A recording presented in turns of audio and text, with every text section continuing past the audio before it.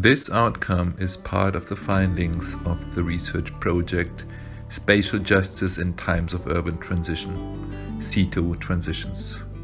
Our research from August 2017 till November 2020 was funded by the UK's Department for International Development through its East Africa Research Fund.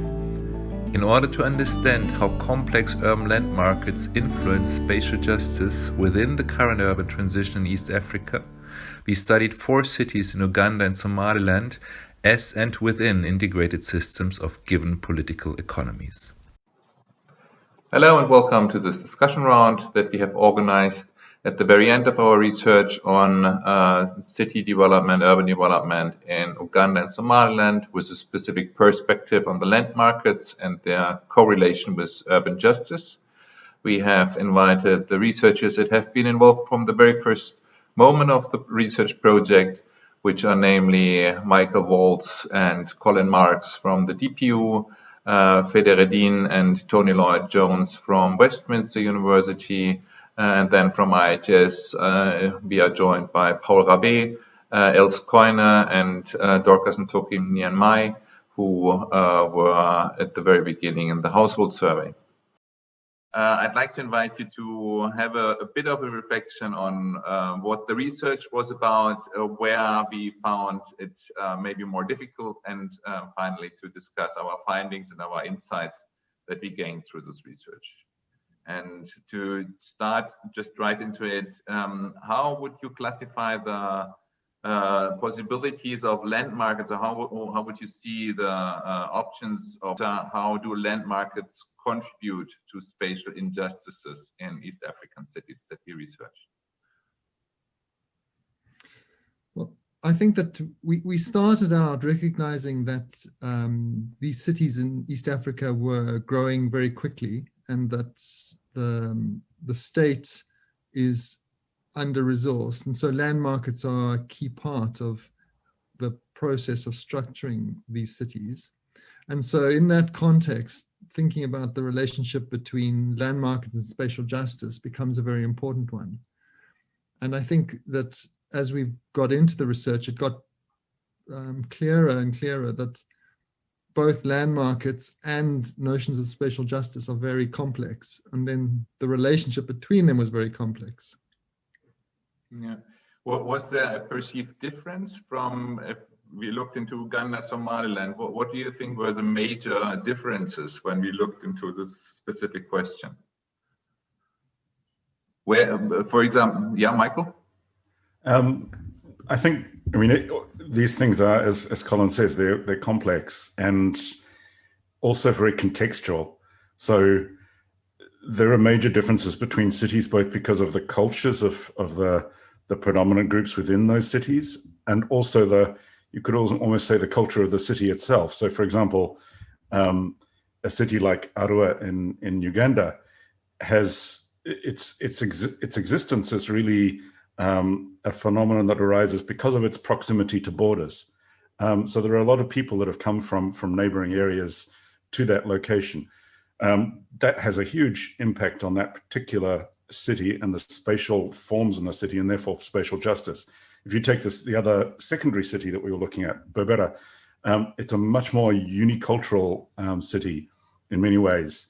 But it's shaped by its port location. It's shaped by the clan relations of the groups that were dominant in that area for a long time. And it's shaped by the geopolitical kind of forces that have meant that there are some groups of displaced people in the city. But also the heat of the summer means that there's a particular pattern in terms of people coming into the city in the cooler months and leaving during the very hot months. And that all shapes the spatial characteristics of the city, and it shapes where people live, how much space they have. So in both those cities, now I'm not mentioning Kampala and Hargeysa because those are even more complex. So maybe we can pick those up in another bit of the conversations. But I think even just picking the simpler cities, you can say there are huge contextual differences between them that shape the nature, the size, the space individual households and people have within the city, the proximity to services, and so on. Do you think then that explanatory frameworks that are mainly based on economies in the West, in Europe, for example, are falling short of explaining the kind of land markets we would have in those cities? I certainly think economy is only a part of the picture. It's an important part, but yes, I mean, I guess that's one of the things that the research really brought home so clearly over and over again when we were trying to connect spatial justice and land markets. It's the economic factor is there, it's important, but it's by no means the only or the deciding factor in determining how much ability people have to live where they want to, or to have access to particular services and so on. So yeah, in other words, I would agree with that. I think that the economic centric understanding of spatial of cities is not sufficient. Yeah. Would you find any other remarkable differences between the 4 case studies? For example, when we think about rental markets that we had not in our research scope in the beginning, but then actually found that they do play a very significant role, especially in cities like Kampala, where a lot of people are renting, though they might even be landowners somewhere else, so that there is also complexity in ownership and renting.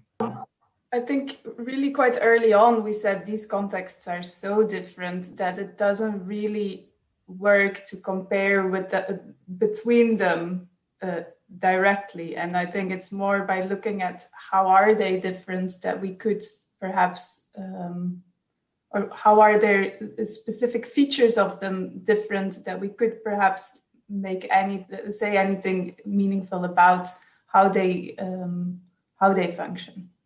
And so, for example, I think what helped me is indeed when we looked at residential mobility, then we were looking at how often do people move. And we had certain numbers of how many people were moving to or within Kampala. We had numbers for Hargeysa, we had numbers for Arua and for Berbera. But what do they then mean? And I think what was then interesting was that you could look at how are they different between them. But then the interpretation of it, I found quite a challenge. Like, is this now, does it mean a lot of people are moving? Does it mean there is a lot of mobility? And then I think especially taking these numbers and then trying to explain them, I think that really you cannot do by comparing. You really need to understand the local context. So I think that was quite a challenge for me.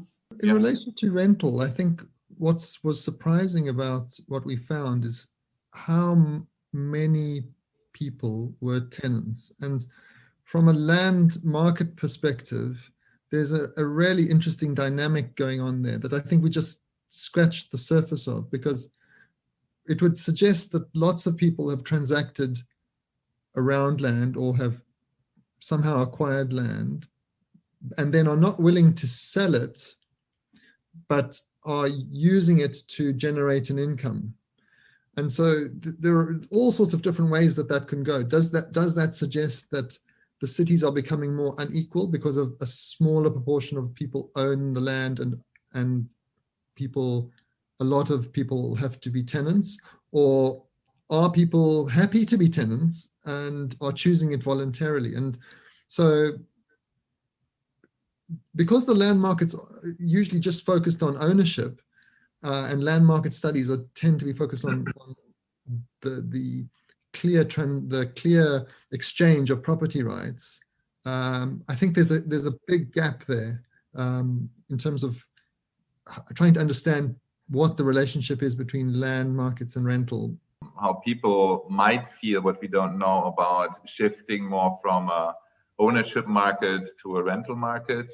And I think a very important aspect was the increase of land prices that was so skyrocketing that it's just outside of any affordability, even for people that are not within like the more informal trades or within a certain poverty level. But even for lower middle class, it seemed to be quite unlikely to be able to buy a plot of land in a neighborhood that you would like to live in. So there is no other option. And I think this affordability or the economization of land has brought up a big pressure also on everything related to it, including land ownership and security of tenure.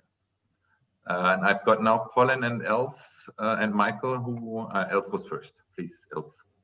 Yeah, so I think indeed in relation to rental markets, I think what was indeed also interesting, because we are looking at land markets. What we did is when we looked at the household survey data, we kind of filtered those who are who inherited their land or who were allocated their land out, and then we looked at what are now the different ratios of people renting and owning, and in comparison to the total, where you had like well, different numbers, but so for most cities it was less than half of the people renting. When you filtered out the ones who were who inherited the land or who were allocated land, then for all of the cities it was much more than 50% of people who were renting, and especially the difference was really remarkable for Berbera, where that went up to almost 80%, I think. So it was really a lot of people who are negotiating their way to a way to have a place in the city was through rental markets. So I thought that was actually really interesting. Right. Colin? I think there's another dimension to this, which relates to a current focus on land-based finance development models, which if a large proportion of the land is being held under tenancies, I think raises particular challenges for land-based finance models, because they tend to work on the transactions. And if people are not, if those rental tenancies are happening so sort of below the radar of the registration of the land transactions, then there's a whole scope of activity that's going to just not be part of the land-based finance modeling. So I think that there's probably some work to be done around that, thinking about how tenancies might figure in this new move to promoting land-based finance modeling. I guess I also wanted to sort of come in on an angle on the issue of affordability and the economy, or the economic aspect of land markets, which also connects back to what we were talking about earlier. The economic logic is that, of course, we have supply and demand, and we're going to find through the market some kind of even point where everybody has the ability to afford what they can afford, and in a location that's suitable. And I think land markets show how the economic model doesn't work, precisely because, as you said, Alex, you end up with situations where people actually find it very difficult to find access to the market. And I would argue that economically, there is an economic reason for that, but it's exactly because the distortions of the market that are non-economic force the economic equation, the supply and demand equation, out of sync. So you get, on the one hand, you get speculation, you get people holding property in order to try and realize that in some future point, and not making it available on the market in the meantime. On the other hand, you have rental markets as a way of getting into a market that is unaffordable in any other respect. And often it's not just the rental market itself is more affordable because it's got shorter time horizons. You don't need to come up with as much capital, but also because the rental market, I think, is often shaped by even more than I'm not sure if this is true, but one aspect of the rental market is you can use kinship links or friends or whatever to find somewhere to rent, sometimes I suspect more easily than you can to find somewhere to buy. So it means the informal networks are very important. You don't have the capital, you need somewhere to live.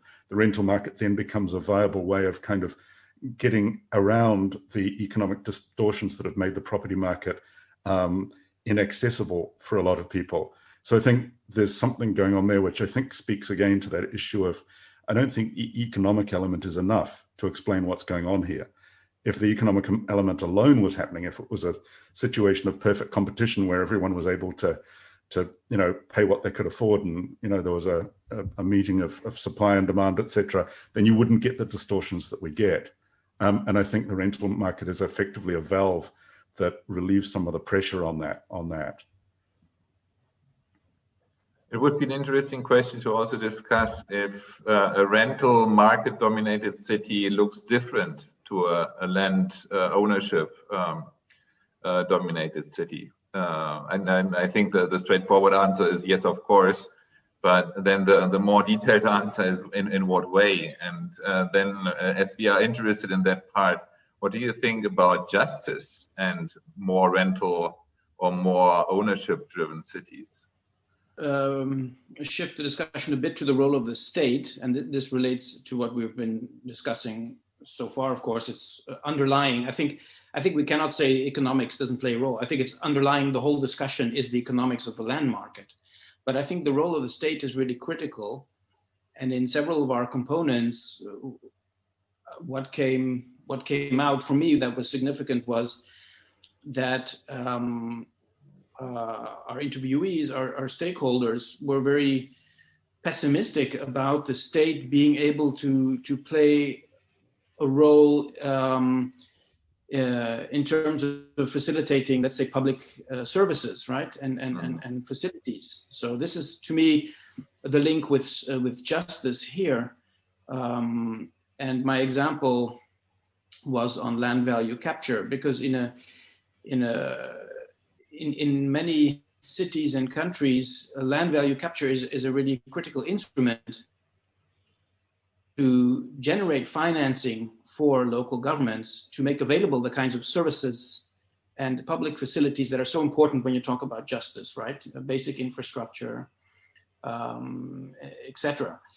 But why doesn't land value capture work in many cities? And there's many dimensions of that. There's governance, there's politics, there's a legal discussion, there's the instruments, there's a technical discussion. But I think this is an interesting topic for further discussion and further work. And that relates to what we're doing at IHS on this topic also, land value capture, is how can we promote it more in cities where this is currently not happening. And so land value capture allows you to leverage, of course, the economics, right? The values that are being generated in these cities, and these are huge, not just in Kampala, but also in Hargeysa and Berbera in the future, I'm sure, also with these investments. So the economics is there, right? The values are there, but how do you capture these to make available the kinds of investments that you need to make a more just city? So I think this is a really important area for discussion. I think it would also lead a bit into the discussion about alienation from your land, so to say. That sounds maybe a bit esoteric, but I think that if you have a system where the land is owned by people that don't live on it, or there is no shelter, they just use it as an investment or as a development, etc. So it would also be more justified to ask these people that benefit economically from the land to contribute to the infrastructure development. So I think that would be a kind of justice of distribution of costs and benefits. But then, of course, it would also mean that only people that have this investment capacities in the end would be able to own land in a well-developed city where land value is always captured.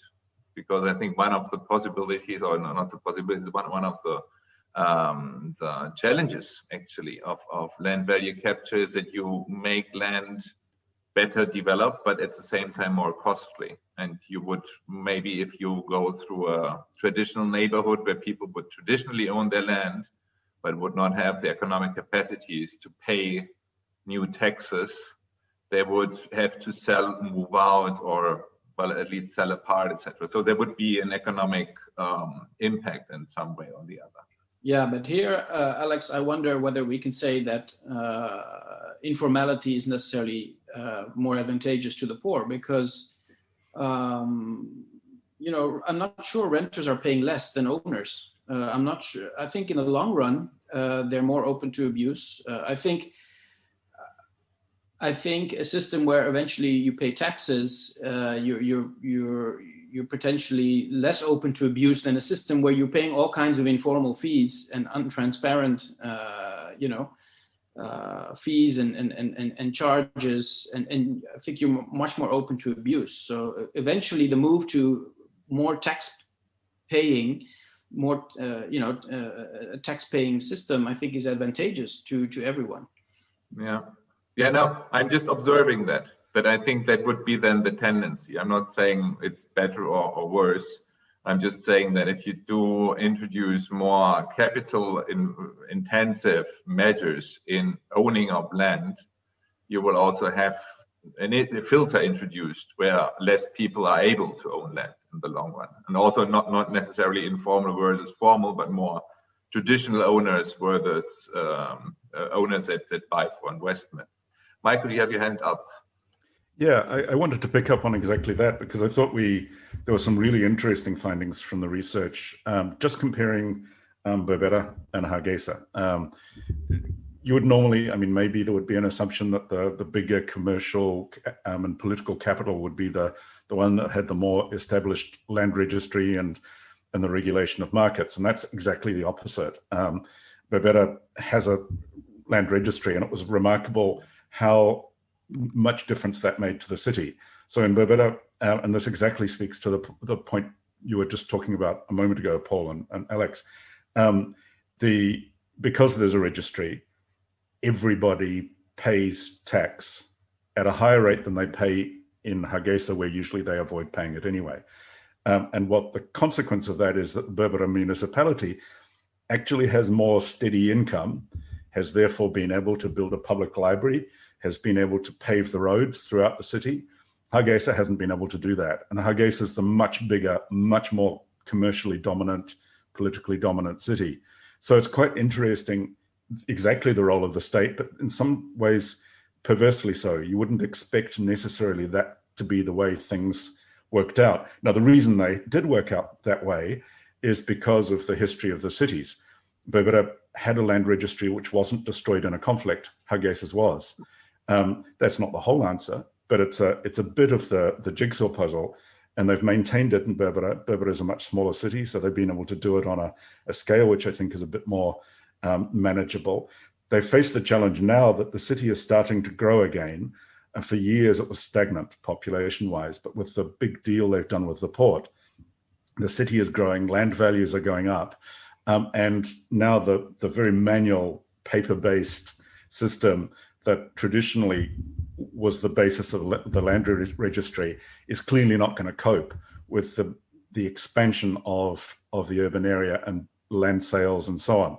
So they need to move to a new one, and new system, and they're doing that, but there's a challenge in doing that. So it's quite interesting. I think there's quite a few levels that sort of speak to exactly that point about the role of the state, the role of taxes, the role of land taxes, and getting people who invest and make money out of land to actually pay for infrastructure, and the way that does have a direct feedback in the sense of being able to build new public facilities, even if Berbera was starting from a pretty low base. They still made some pretty impressive progress compared to Hargeysa, for example. So I think it's quite an interesting discussion. And of course, I agree completely, Paul. We can't dismiss economics. Economics is so important. It underpins everything. But it's just, my argument is that the economic story is not enough by itself. There are distortions in there, and the role of the state and the role of history and culture is so important as well. I think we can't separate economics and politics. I think that's clear, right? We have to have a political economy view of what's going on in these cities. And clearly what affects both the economy and the politics is culture and so many different things. So I don't think we should be picking apart these things. It's all one big system in a way. But I have just a small comment or question on this issue of rental and land value capture. I'm not sure how it works in most countries, but and I think Colin brought this up before, but in a system where, a landowner is always responsible at the end for paying these taxes, right? So no matter if you have a lot of rental, I don't think that should make a big difference for land value capture as long as the landowner is paying. But the question, of course, is are these landowners paying? Or, are these records there? Are these land registers up to date? So a lot of value is being lost because I think these things are not in place. Rental is happening,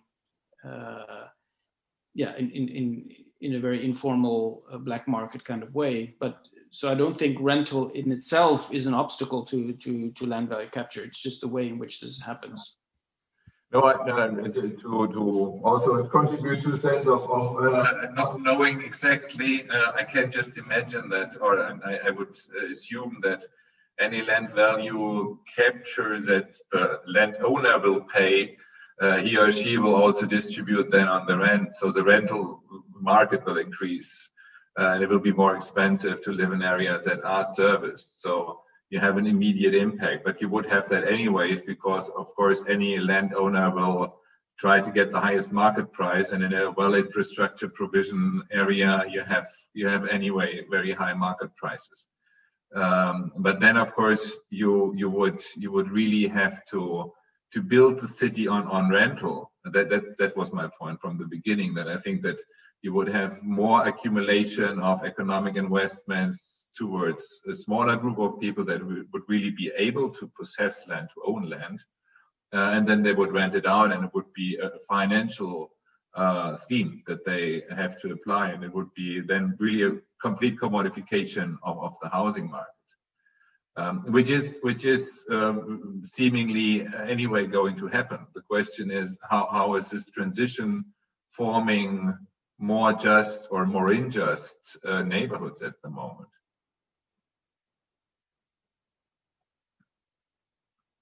I think it's interesting if we think of countries like Germany. Germany historically, if I'm remembering correctly, has very high levels of private rental in the cities. And so coming back to your question earlier, what difference would private rental make to the form of cities? It would be interesting to think through cities like Kampala or indeed Arua or Berbera, which have these high levels of rental, and think through how the form changes, or how the development of the city changes in comparison to a country like Germany, which has that high level of private rental, and and perhaps look at where the land markets are in those processes. Yeah.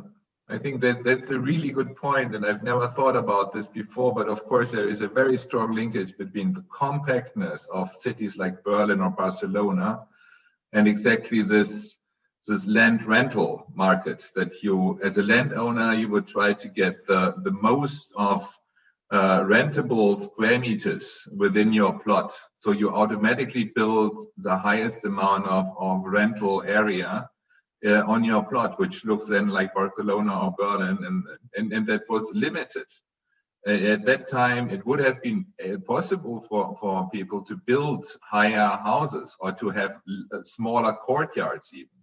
The Berlin administration had to step in and dictate the square meters of a courtyard to 16 square meters so that a fire engine could turn around inside. Otherwise, they all would burn down. So of course, the owners of rental housing, their main interest was to build as much as they could. So they created a very compact city.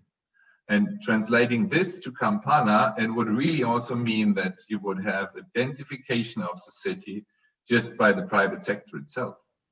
That's what Tony and Fede were finding in their study of the rental, that the densification of the informal settlements was compensating for the low levels of rental. Weren't you, Tony and Fede? Well, yes, basically the idea that we looked at was, is there some way of getting a land valuation by looking at the rental income? And we did a comparison of a high income area and one of the informal settlements. And the basic finding really, because we had data from household interview survey, the basic finding was that although the land value on that basis was higher in the higher income area, it wasn't it wasn't that much higher because of the density of the area. So the slum area, although not high rise, was very high density. And as a result, although I think, I can't remember what the figure was, I think it was something like the difference in rent per room, or I think it was rent per room, was like a factor of 60 or 70. But the difference when you took in land value was like a couple, two or three times. So basically that's sort of just, that kind of backs up what you're saying about high density and rental working together. And of course, the wealthy people in that part of Kampala could increase the value of their land by building apartments on it, and there's some evidence of that happening. But on the whole, they prefer to have their villa and their bit of land, so they're protecting their privilege over maximizing income in that case. But yes, density is clearly a factor. I mean, this has been found in Nairobi as well, so it's not a, I think probably we have, in order to work out the land value, we have to make some assumptions about what a reasonable return would be in terms of the yield on the land. And of course, there's not a transparent market to be able to assess that. So, but, you know, in the end, people know what sort of profit they can make, and that's what they tend to work towards. So I think it's quite a useful study. Yes, Tony was saying, like, I think one of the important findings is how small the difference is between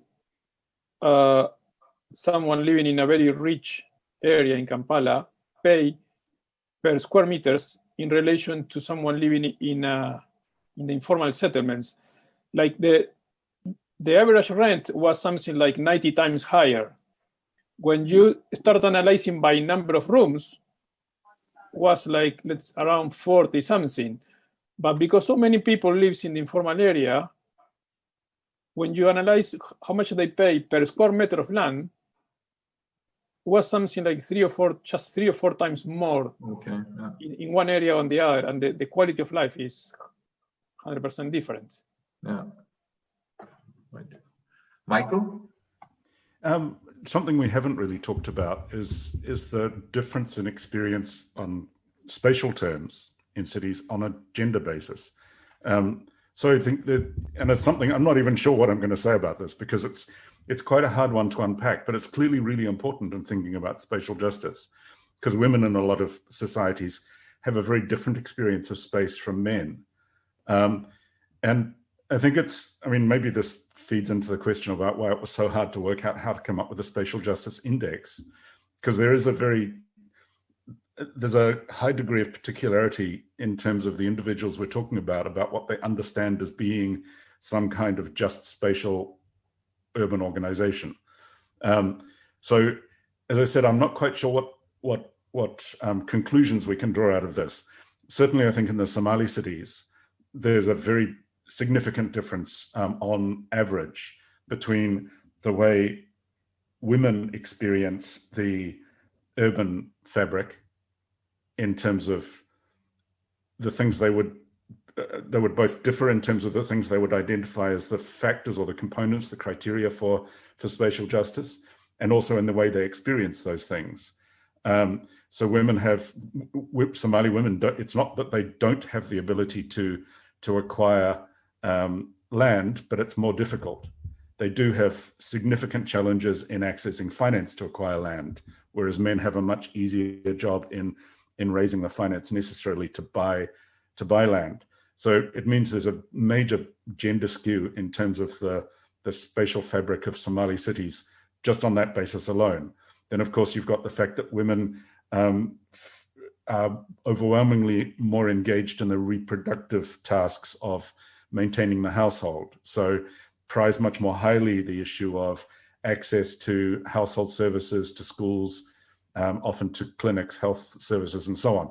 So, I mean, I think that's a dimension also that it was actually very hard to grapple with, because looking at the city as a whole, somehow it feels like the city is almost the wrong unit of analysis to think about spatial justice, which is sort of contrary, I think, to maybe what we would have liked to have found.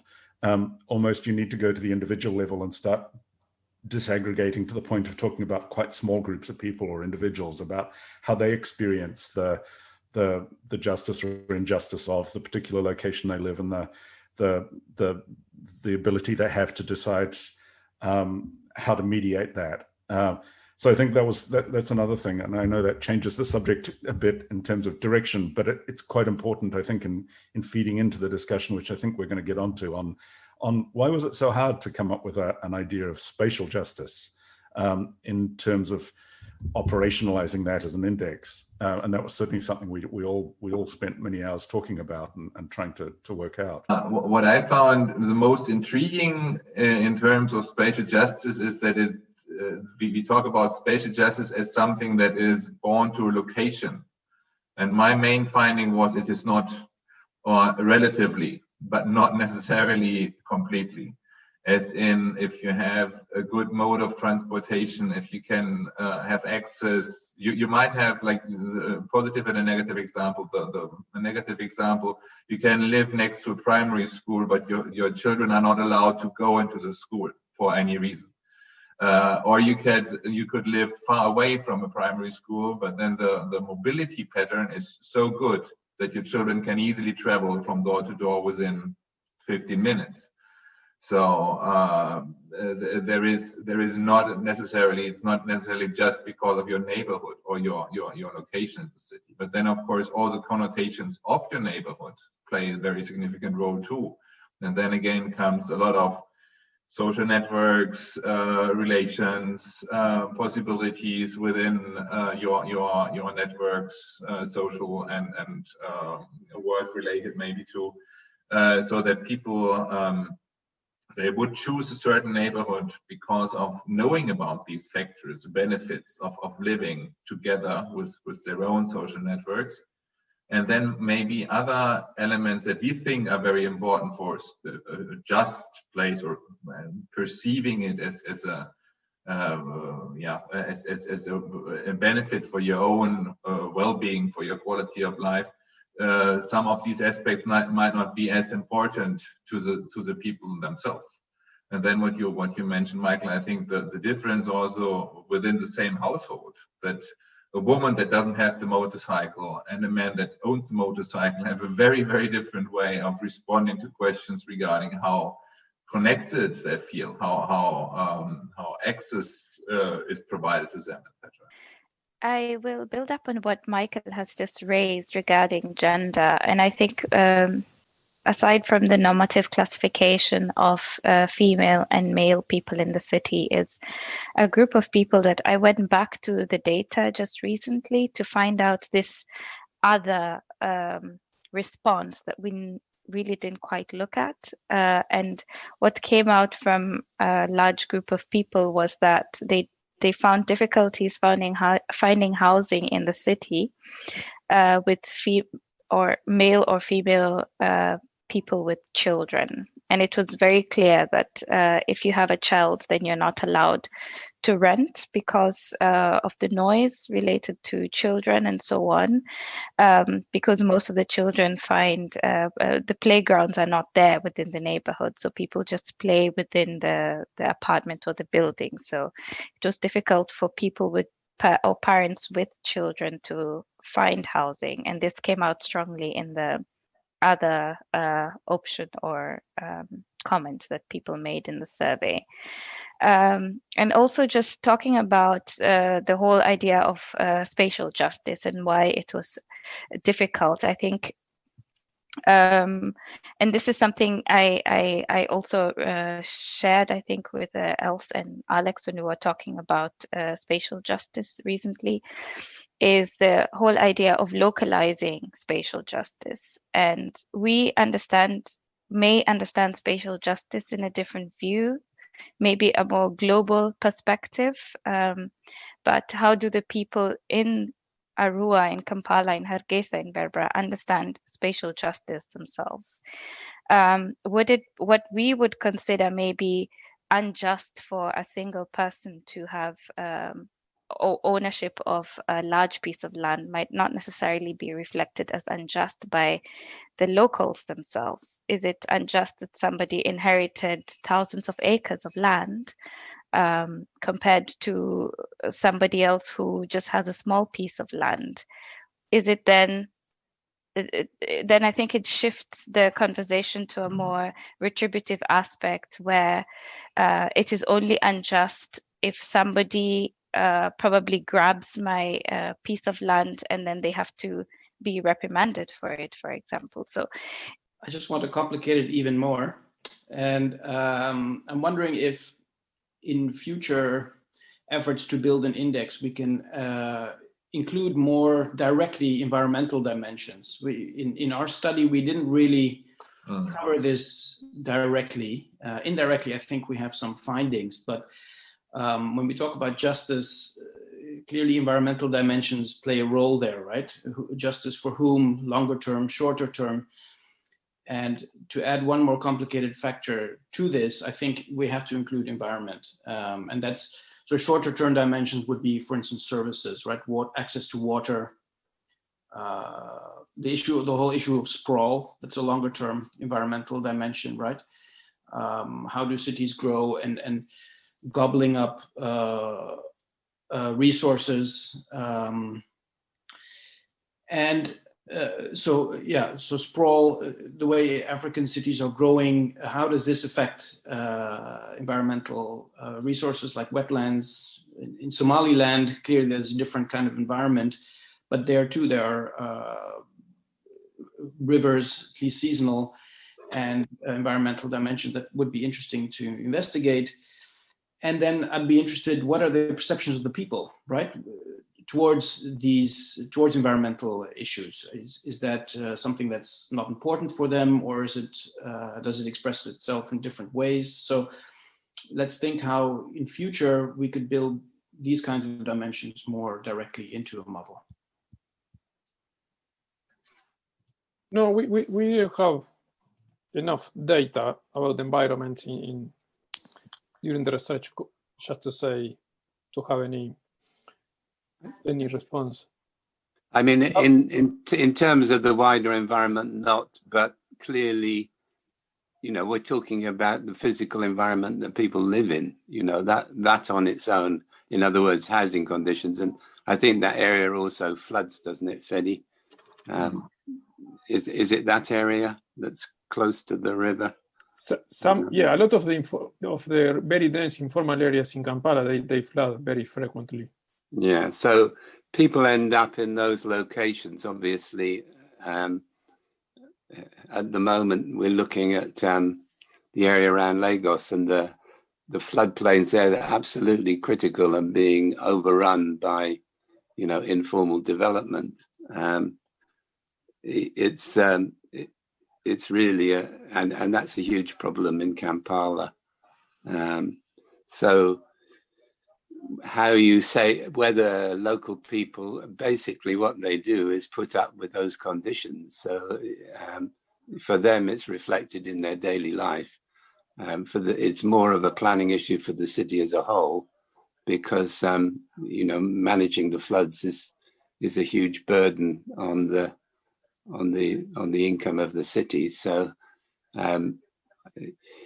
that, I suppose there's a question there of whether you bring the broader social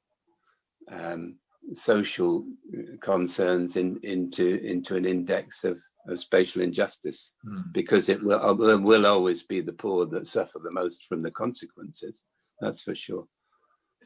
I think we had another project in Earth that was looking into air pollution. You remember the University of Birmingham, and I actually had a few talks with them also regarding how they measured it and where. And we had actually thought in Nairobi in 2019 that there might be a possibility to overlay this, and then came Corona. But we had, like, in April, they were going to do a follow-up study, and the idea was also to look how much it affects the quality of life perceived by people, because they looked into this from the air pollution perspective, but also it doesn't come too much surprise that these quality of life aspects are not so much inbuilt in quality of life in a city, or it is an accept that people are aware, to wrap it up very simplified and not knowing much about the study itself. But what I was told was that people know that the air quality is not good, but they would prefer to live within a central area within Kampala rather and have the bad air rather than living at the periphery and having maybe better air. But as I said, like, it's a cost and benefit balance. And I think that really relates also to what we're talking about, the Spatial Justice Index. There is always a pro and a contra. So you always have to balance whatever aspect you look into, you balance it with a number of others. And I think what Paul raised regarding environmental sustainability, I think that's also something that is not yet a strong balance factor for other dysfunctionalities or other problems you have, or benefits you have. I think that's now in Europe, you would have much more, for example, talking about housing markets. In housing markets in the Netherlands, now it's obligatory to have an energy level on your house. When you sell it, you have to say what your energy level is. So they make this an externality, a perceivable externality of the quality of your house. And it is a valuable factor. It translates into the kind of housing prices you can demand. And I think this is not yet a cost balance issue within African cities or many other cities in the world. But I think that the whole discussion about sustainability and resilience that we would have to look into with the next index, I think that's definitely a very important shift. Paul, can I just butt in quickly? I can't find a hand. I'm still in Teams, so yes. Just to say, you could translate it into lack of understanding or knowledge or awareness about our environment. Just to give you a very recent example from London, a mother pursued the courts to say that her daughter had died from car fumes, basic vehicle fumes, and has just won that case. This is a real landmark case, but didn't know before that was the cause of her child, worsening child's condition. It's that kind of knowledge that so people may say, okay, we'll put up with it, but it's only when somebody actually gets seriously ill that they realize how serious it is. So we didn't ask those kind of questions, but those are ones that could come into some kind of survey of local people, I think. No, I think it also, and this is something that we also discussed a lot during the discussions we had together, is that also for the justice aspect is to look at what level do we do that analysis. And I think the example that Paul gives of like or that people were saying about the swamps in Kampala, for example. So at an individual level, a lot of these people have been there for a long time. So to expropriate them is very unjust. But then at the level of the city, it is actually a very harmful thing that these people are there. So it would be more just if they wouldn't be there. So then I think the level of analysis really also matters. And it's not only like the current and the future generations, but also the level, at which level do you do that analysis? And do you look at the city as a whole? For the city, what would be the more just solution? But what does that mean for individual people or for groups? And I think it was Tony who was saying that it is often the poorest people who suffer the most from these kind of public interest, city level analysis interventions. Yeah, but that's mainly because it's unjust, right? Because I think these decisions, if you compare how likely a local government is to evict an informal settlement that is in the way, or to expropriate a golf club that is just next to the city, So you have different levels of decision making, and that makes it more unjust. But I agree to this notion about the different levels, and I think on an individual level, it's very, very difficult to talk about, a universalizable, if this is the word, kind of justice. That individual justice is very much subjective, and it's still difficult to make it more objective even on a city level. And I think what Michael said regarding the city might be a unit too small for discussing justice. Maybe even the nation is not big enough, and maybe it's really then a global issue, and we have to talk about global justice more often. No, yeah, but so I think then what Dorcas was saying is that it is really contextual and how you perceive what is just. Then that can really clash. That you have conflicting rationalities of what you perceive as being just, if you want to do it at the global level. In regards to our research findings, can we suppose that transactions are happening still very differently, or is there a more market as we know it approach nowadays in cities, modern cities like Kampala? Especially relevant for Kampala, or maybe I know most about it for the case of Kampala, let me say it like that, is that there are different markets or different ways that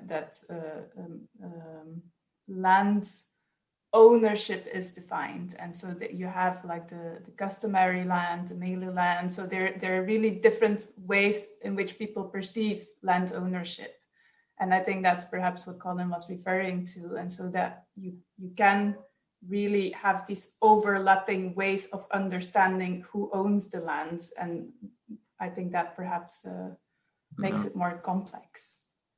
If what Colin is referring to, what else was just talking about, different ways of perceiving ownership, then I think, this is relevant. I think it exists at the same time as I think land markets the world over are similar, but still there are different cultural perceptions of ownership that play a role, that are important, right? So I think these things exist side by side, and this would be interesting research, anthropological as well, right? About how people perceive ownership, how people look at tenure and security. We know that people have very wide-ranging feelings about tenure security, and that has sometimes no relation to the kind of documents that they hold. So clearly these things can exist side by side, right?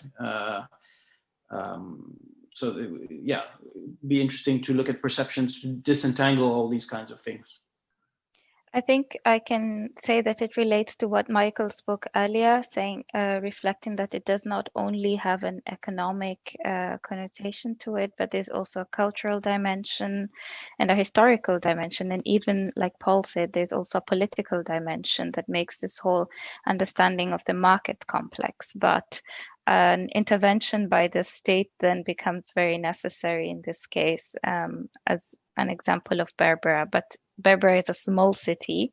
We don't know how things might change when the city expands. Maybe it might become less manageable, but still having the state controlling what is happening in the city and how people are trading with the markets, I think can be a step in the right direction. And to go back a little bit and give an example of maybe a way that the state can intervene, can come in terms of rental land ownership, is I will give an example of the case of Nairobi Cbd, which is technically owned by the state, but also given out for rent. So people lease the land for long periods of time, 49 years in some cases and 99 years in other cases. But what has clearly emerged as a problem in the recent past from research is that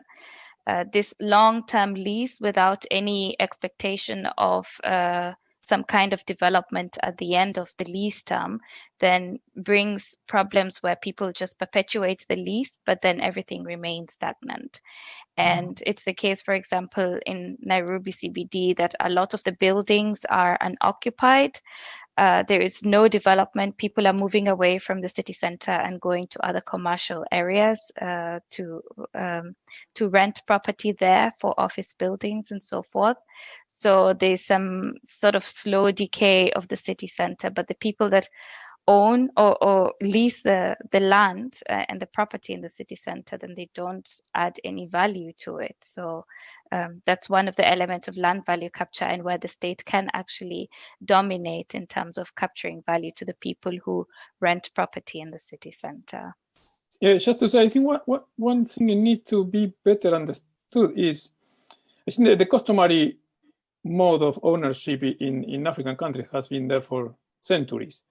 And the more Western type with shareholder or leasehold is quite recent, let's say 40, 50, 60 years. And I think one of the key things is when both of them meet is when the price of the land starting to go up. The customary, which was equal in the past, because of the value of the land is so important now. People who have rights or the chief over the land, they start to looking at different ways of getting money from the land than before. Before they say you can have a land and you eat just some drinks to the chief. I think in Ghana, when we studied a project in Ghana, they were like, you give the chief a couple of bottles of whatever. But now the price of the land goes up quite a lot. They are paying the people from the village, they are paying the chief almost the same price of the market value because of the increase. So some people is getting a lot of money out of this mixture of systems. I think what was really interesting for me to see, you can see it actually even on the Google satellite images, but then when you land by airplane in Somaliland, or when we were driving from Hargeysa to Berbera, you see these land preparations. So land is already demarcated because people seem to be expecting that the city, or they want to be the first one to claim that right. And I think it would be really interesting to understand that further, because for the household survey, we didn't look into these areas because nobody is occupying them yet.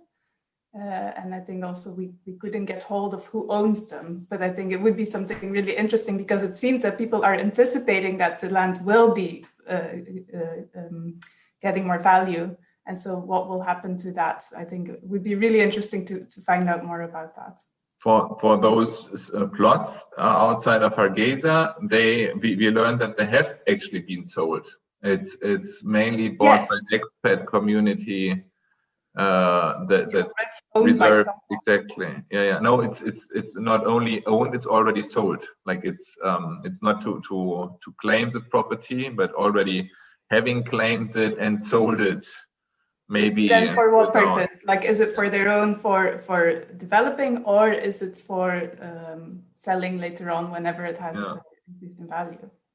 From what we've seen is that it's one of these diaspora issues that you have in many countries, that people that are outside, they just want to have a place in Hargeysa, so they buy the most peripheral plot. And they have the dream of building a house or not. So dreaming a house, if they do that or not is then, history. I think because of the size of the plots, there is a lot of speculation. They know the price is going to go up. Yeah, and it would go on for kilometers. Because they are not like individual plots. They are massive. Yes, yeah. Yeah, and for this reason, and also the example that Dorcas gave in Nairobi, right? These massive areas that are just being rented out, it's just stagnant. All the proceeds are just going to all the speculation. All the proceeds are just going to the landowners. There's nothing going back to the public sector. Really, land value capture is so important to institute here. And also, I'm a big fan of the Estatuto da Cidade, the national urban policy of Brazil, where they have also incremental taxes over underused or underutilized land. So that after a few years, it doesn't make sense to hold an empty plot. You either sell it or you develop it. But it's a huge incremental, like it's 10-15% per year. So they really force you to do something with it, which is very good for the city, in fact. But yeah, sure. That again would require a strong state intervention that we haven't seen yet in most of the complex land markets here.